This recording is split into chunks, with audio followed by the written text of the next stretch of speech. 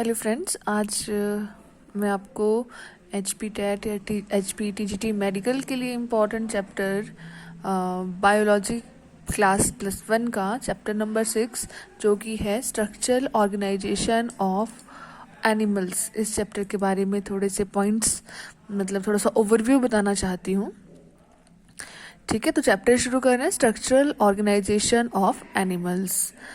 तो इस चैप्टर के में जो हम पढ़ेंगे, ये चैप्टर 2 पार्ट्स में है। पार्ट 1 में हम पढ़ेंगे एनिमल टिश्यूज़ के बारे में एंड पार्ट 2 में पढ़ेंगे कॉकरोच के बारे में, जैसे कॉकरोच हो गया, अर्थवॉर्म के बारे में या फ्रॉग के बारे में। ठीक है, तो इस चैप्टर से important topic first of all हमें एनिमल टिश्यू के बारे में पता होना चाहिए और दूसरा कॉकरोच के बारे में।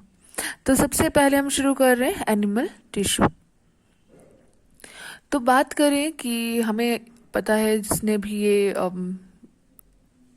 स्ट्रक्चरल ऑर्गेनाइजेशन इन एनिमल्स पढ़ा है, एनिमल किंगडम के बारे में पढ़ा है, तो उन्होंने वहाँ देखा होगा कि सबसे पहले हमारे पास सेल होता है। सेल से हमें सेल एग्रीगेट करके टिश्यूज़ बनाते हैं, टिश्यू से ऑर्गन बनता है, ऑर्गन से ऑर्गन सिस्टम बनता है और ऑर्गन सिस्टम को जोड़ के हमारे पास ऑर्गेनिज्म बनता है। जो सेल एग्रीगेट हमारे पास लेवल होता है वो एक तो पॉरीफेरा में होता है, पॉरीफेरा में सिर्फ सेल होते हैं, बैक्टीरिया में रहेगा और तीसरा प्रोटिस्टा में रहेगा। इनमें सिर्फ सेल प्रेजेंट होते हैं, इनमें भी टिश्यू या टिश्यू सिस्टम नहीं बनता है। देन अगर हम टिश्यू की बात करें तो नाइडेरिया एंड नाइडेरिया एंड टिनोब्लास्ट जो है उनमें टिश्यू लेवल बन जाता है। ऑर्गन की बात करें प्लैटीहेलमिन्थस में है, ऑर्गन सिस्टम जो है वो एस्केलमिन्थस में आ जाएगा, एस्केलमिन्थस से आगे ऑर्गन सिस्टम ही रहेगा और सारे ऑर्गन सिस्टम जुड़ के ऑर्गेनिज्म बनाते हैं। तो अब आते हैं कि टिश्यू क्या होता है। हमें पता है सेल जो है बिल्डिंग ब्लॉक ऑफ एनिमल या ऑर्गेनिज्म है। कमिंग टू टिश्यू की, व्हाट इज टिश्यू? तो टिश्यू इज एग्रीगेशन ऑफ जो सिमिलर सेल्स हैं जो एग्रीगेट करके और टिश्यू बनाते हैं, जिनका एक स्पेसिफिक फंक्शन होता है, उसको हम कहते हैं टिश्यू। तो tissue is the aggregation of similar cells to perform specific function. अब चैप्टर में हम बात करें टिश्यूज की तो हम 4 तरह के टिश्यूज के बारे में पढ़ेंगे।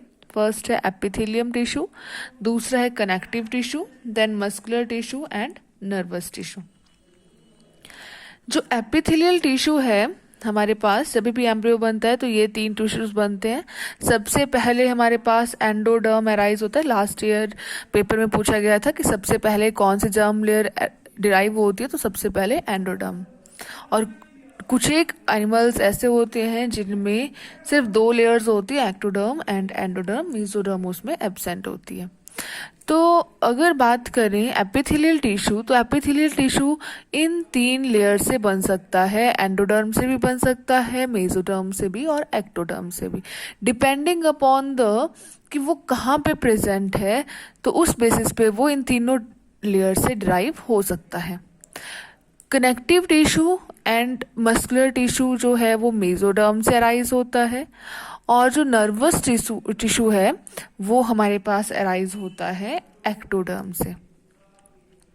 ठीक है फ्रेंड्स, तो ये आज चैप्टर का थोड़ा सा ओवरव्यू था। अगर आपको वीडियो अच्छी लगे तो लाइक, शेयर और सब्सक्राइब ज़रूर करें और चैप्टर के रिमेनिंग टॉपिक्स 1 बाय 1 हम आने वाली वीडियोस में डिस्कस करेंगे। Thank you.